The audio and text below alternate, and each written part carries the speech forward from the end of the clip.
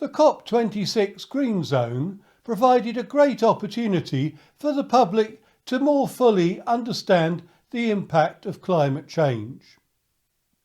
I had the opportunity to discuss some of these issues with the UK Interagency Climate Change Group, which provides a further opportunity to understand the link between climate change and biodiversity, something that can be overlooked in our net zero journey.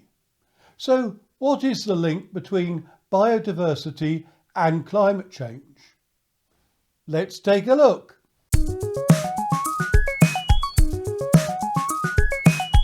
Welcome to EMSmastery, where we look at the successful strategies and tactics to master environmental management and sustainability. If we're meeting for the first time, my name is Andrew Marlowe. This episode looks at my visit to the UK Interagency Climate Change Group at the COP26 Green Zone. The group is a partnership of the UK statutory environmental and nature conservation agencies.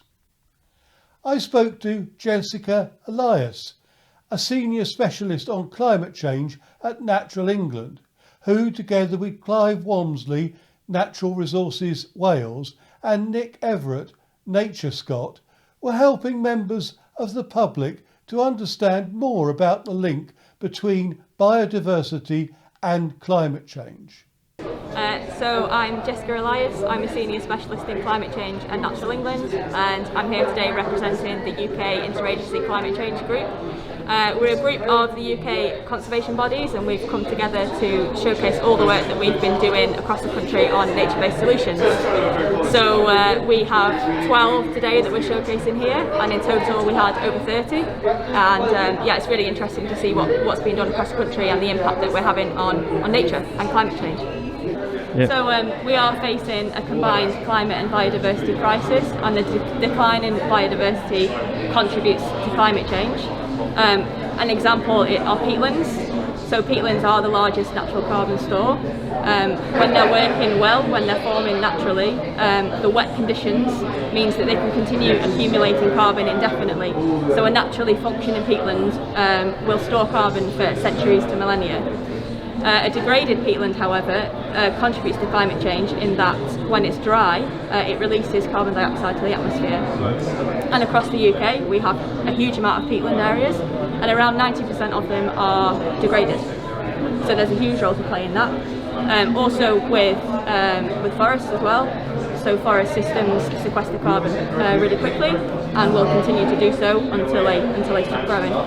Along the coast as well, salt marshes store and sequester a lot of carbon, as well as capturing carbon that's lost from the terrestrial systems as it runs down through rivers into the coast, and seagrass ecosystems as well.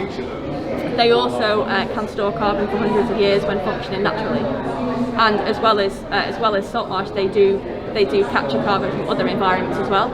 So their roots and their leaves, they capture sediments that have run off through erosion, and then it sits there for hundreds of years.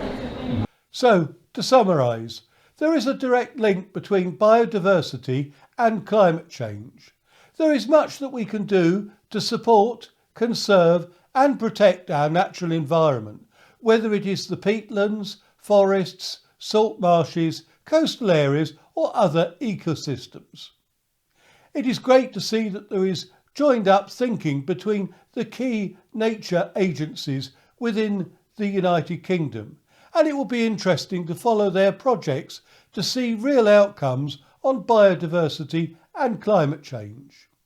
We, as individuals, can contribute to the conservation and protection of our natural resources by our own actions, such as buying alternatives to peat-based compost, and to volunteer to organisations working to protect these sensitive environments. Further information on this episode is given in the description box below, including a link to the resources on the EMSmastery.com website. Whilst you're there, please leave a comment in the box below if this video has helped you. If this video has helped you, to advance your understanding of the link between biodiversity and climate change to support the UK's net zero journey, please subscribe to this YouTube channel to ensure that you don't miss out on other episodes on environmental management and sustainability. Until then, thank you for listening. If you enjoyed this video, you can watch other episodes by clicking on the boxes in the top and bottom right. And to subscribe to this channel, click on the link to the left. Thank you.